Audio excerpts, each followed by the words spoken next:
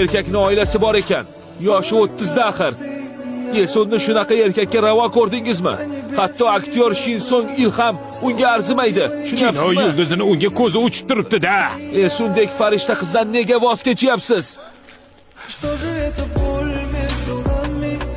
U juda aqlli, latofatli qiz, hamda juda ham yoqimtoy. Nega bunday qilyapsiz? Nega? Deb aysama.